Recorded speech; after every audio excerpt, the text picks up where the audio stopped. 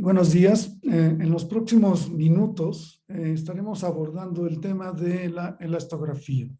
Y en esta ocasión, pues, hablaremos de los conceptos básicos para poder entender ya el uso como tal clínico de la misma. Y pues vaya, para muchos la imagenología puede ser solamente una imagen pública, es decir, cuál es tu imagen, si debes usar tal o tal corbata, pantalones, zapatos, etc. Para otros la imagenología es la imaginación, las ideas, el innovar, el hacer cosas nuevas.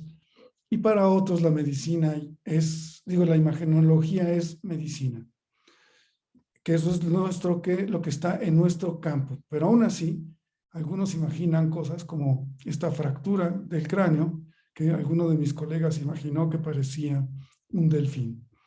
Para mí la imagenología es el aprovechar las tecnologías nuevas que nos aportan, pues, las distintas compañías o la tecnología que está llegando a donde trabajamos nosotros. Y nunca dejo de decir cuáles son las ventajas del ultrasonido.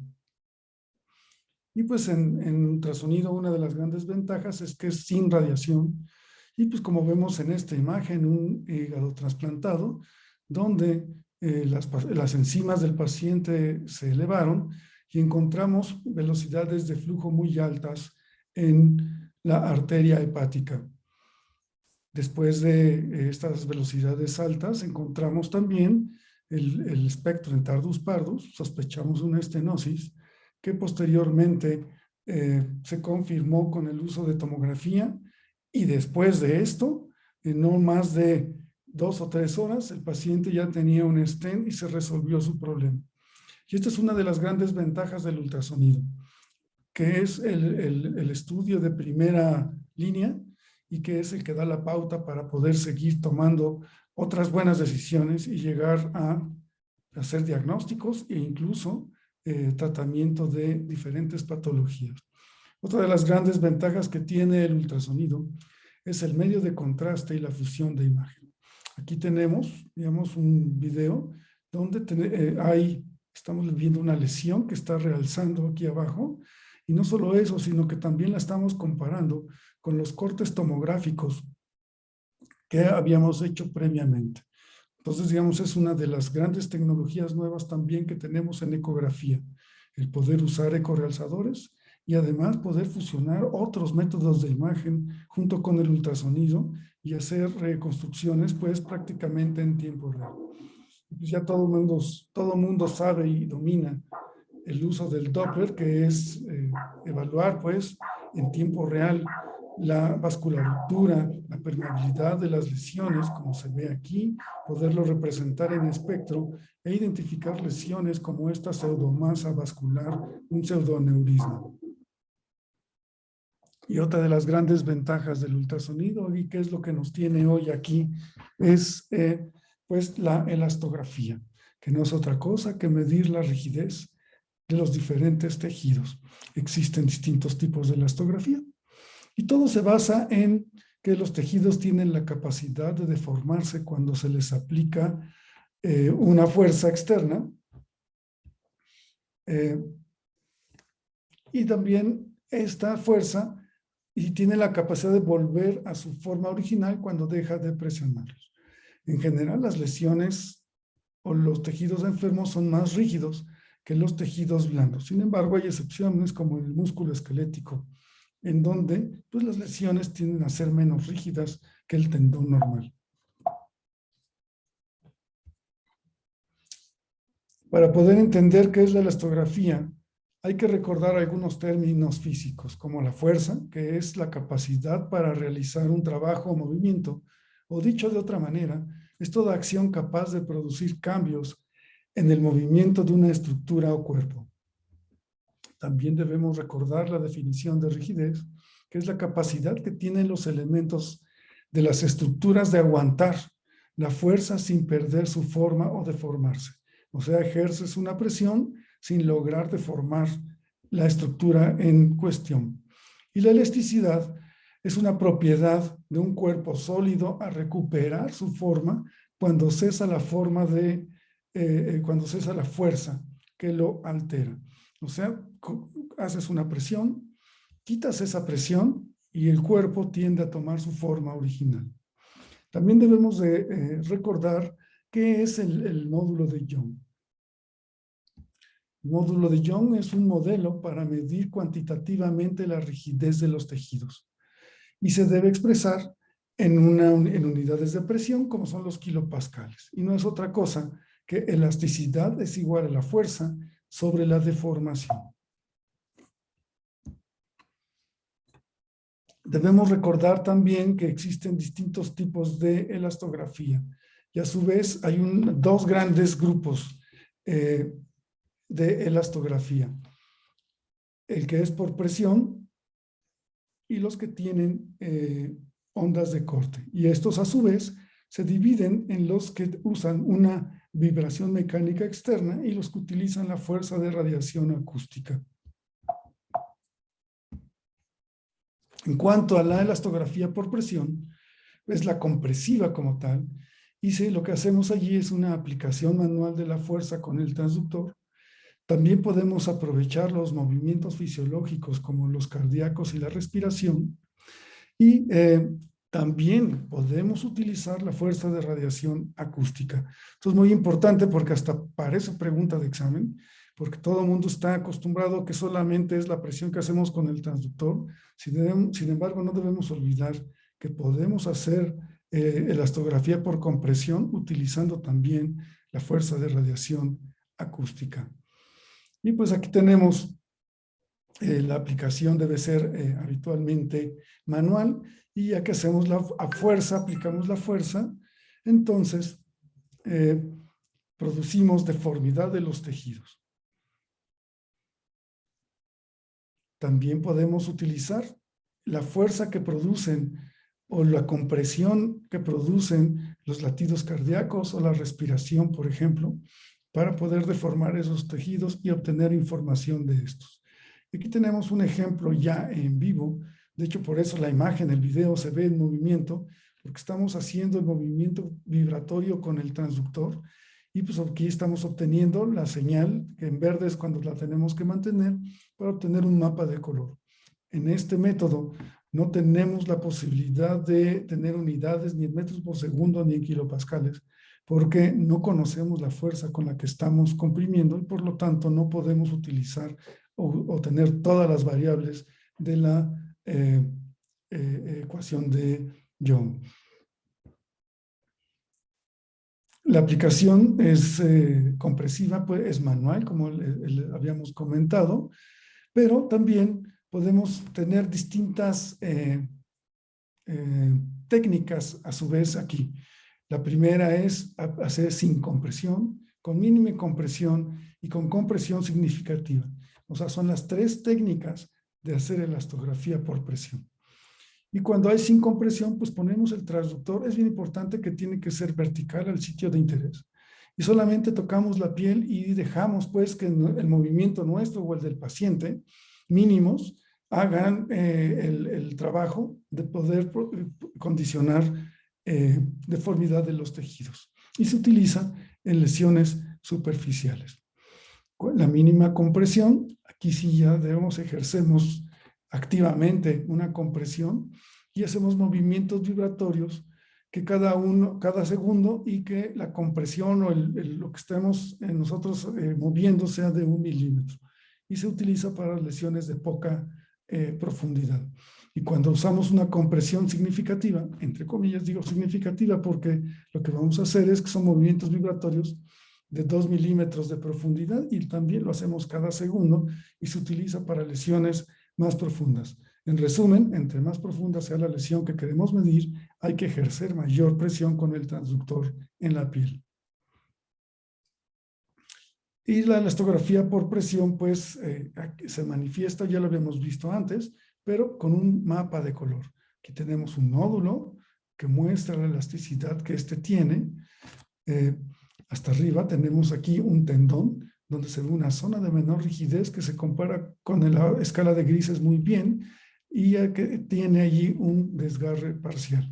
O este ganglio de contornos lobulados, heterogéneo, con ecos en su interior en un paciente que tiene antecedente de cáncer de tiroides y que muestra una rigidez relativamente alta. También la elastografía por compresión tiene una modalidad semi-cuantitativa, en la que lo que hacemos es medir el tejido sano y lo comparamos con el tejido enfermo. Entonces aquí tenemos dos ejemplos.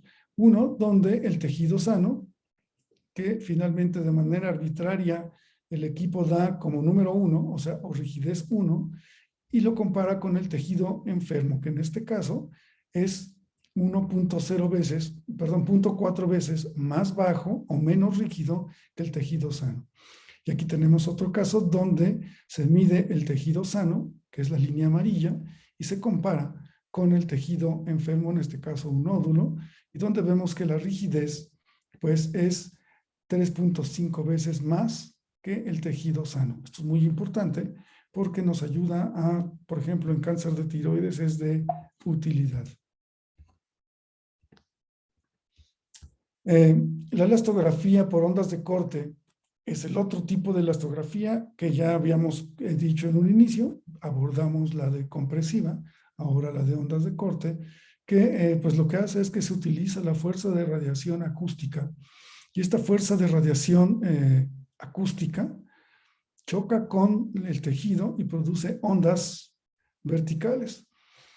Es algo similar como cuando aventamos una piedra en una fuente, por ejemplo, y digamos que el ultrasonido o la fuerza de radiación acústica es la piedra y al chocar con el agua, las olitas que se producen son las ondas de corte. Estas ondas de corte, su frecuencia es mayor cuando es más rígido el tejido y su frecuencia es menor cuando el tejido es menos rígido. Sin embargo, además, estas siempre varían entre 1 y 10 metros por segundo. Esto es bien importante porque nosotros lanzamos o tenemos una fuerza de velocidad del ultrasonido de 1540 metros por segundo en los tejidos y las de onda de corte solamente son entre 1 y 10 metros por segundo. La ecografía de onda de corte tiene 3 subgrupos a su vez. La transitoria, temporal o unidimensional, la de un punto o P shear wave y la bidimensional o 2D shear wave. La transitoria o temporal utiliza la fuerza mecánica como tal, es decir, el transductor tiene un verdadero, pues llamémoslo así, martillo o un aparato que golpea el tejido con una fuerza conocida y esto a su vez produce que se produzcan ondas de corte en los tejidos de interés. Estos equipos utilizan un ultrasonido en modo A, o sea, no hay una imagen como tal. La vibración, como ya les mencioné, es de tipo mecánica y se usa la fuerza mecánica para producir esto. Obtenemos imágenes donde ya tenemos aquí medidas de presión, los kilopascales. Sin embargo, no hay una imagen como tal en tiempo real. A diferencia de la elastografía de un punto, en donde ya utilizamos la fuerza de impulso de la radiación acústica o el ARFI para producir ondas de corte. A diferencia de la transitoria o 1D, utilizamos ya un transductor en modo B, es decir, ya podemos tener imágenes de ecografía convencional como las que hacemos todos los días. Y las ondas de corte se producen en el tejido por lo que la ascitis, o sea, las ondas de corte están produciendo hasta el tejido porque el sonido pasa bien a través del líquido y la ascitis no es un problema para poder hacer estudios de elastografía de un punto. Esto no sucede en la transitoria. Y tenemos otro grupo además, que es del bidimensional, en donde además de tener ya la imagen de ultrasonido, tenemos en tiempo real, que ya es en tiempo real, y tenemos también una caja de color que nos puede ayudar mucho a ver la rigidez, y también si estamos obteniendo imágenes de la calidad necesaria. ¿Y cómo es de que se produce, qué pasa, cómo los tejidos producen estas ondas y por qué las podemos ver nosotros ya en un mapa de color o en metros por segundo o kilopascales. Pues aquí tenemos dos ejemplos de phantoms, en donde pues aquí vemos el mapa de color es completamente uniforme, es una zona de misma rigidez, y donde las ondas de corte tienen una disposición, digamos, siempre equidistante, siempre son paralelas y siempre son muy lisas y no se deforman. En este tejido de menor rigidez, en otra phantom de mayor rigidez, pues las ondas de corte se alejan más unas de otras, sin embargo siguen siendo equidistantes. ¿Y qué pasa cuando ya hay un cambio de la rigidez focal? Y aquí tenemos en este sitio el mapa de color, donde ya desde ahí podemos identificar una zona de mayor rigidez, y aquí vemos las ondas que antes de chocar con la onda son equidistantes y uniformes, pero cuando chocan con el sitio de mayor rigidez se empiezan a deformar, el espesor de las mismas cambia y ya no son equidistantes. Y gracias a esta distribución de las ondas a través de los tejidos o de las diferentes rigideces es que nosotros podemos obtener información. Las limitantes de la adquisición de la elastografía pues son varias. Y una es que tenemos una resolución espacial relativamente baja de 1.5 milímetros. Otra de las desventajas es que no se pueden hacer exploraciones o mediciones en dos equipos diferentes. Es decir, si haces una medición de un paciente en un equipo, la próxima vez que vaya contigo, lo tienes que hacer en el mismo equipo, porque si lo haces en otro o el paciente va a otro lugar, entonces ya no es válida esa comparación con el estudio previo. El seguimiento del paciente, como habíamos dicho, debe ser siempre en el mismo equipo y debe especificarse en el reporte médico el dispositivo donde se utilizó, para que la próxima vez que vaya el paciente sepas en dónde se hizo y se haga en ese mismo lugar. Hay distintas limitantes de la señal de elastografía, y cuando hay ausencia de señal no se codifica el mapa de color, y estas son las causas, ¿no? Uno es el ajuste incorrecto del modo B o de la elastografía. La medición en el líquido, ya veremos más adelante, en el líquido no hay producción de ondas de corte, y el artefacto de la sombra acústica, la lesión muy dura tampoco puede producir ondas de corte, la necrosis intralesional, que pues finalmente es líquido, y las lesiones muy hipoecoicas y la profundidad muy alta. Y aquí pues en esta imagen tenemos cómo debemos de evitar algunos artefactos y hacer las mediciones cuando el paciente no está en movimiento, pidiéndole que no respire.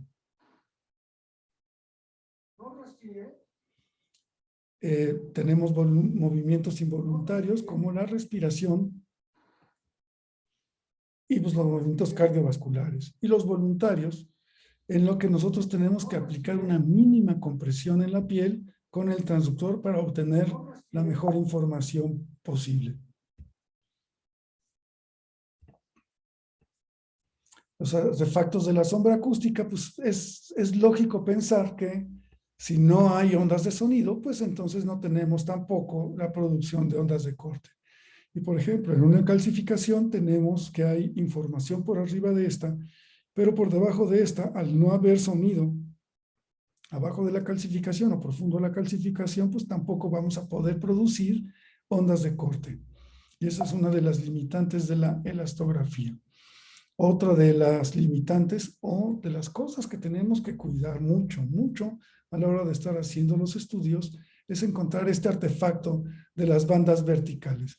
Cuando veas en el mapa de color, que aquí ven cómo se llena toda la caja, pero no es una distribución heterogénea aleatoria, sino son bandas de mayor rigidez. Aquí se ve muy bien cómo se ve esta banda de mayor rigidez, otra aquí, y en este otro caso, pues lo mismo. Entonces, cuando vean el artefacto de las bandas verticales, desechen esa medición y tienen que volverlo a hacer porque están ante este artefacto que va a alterar la medición.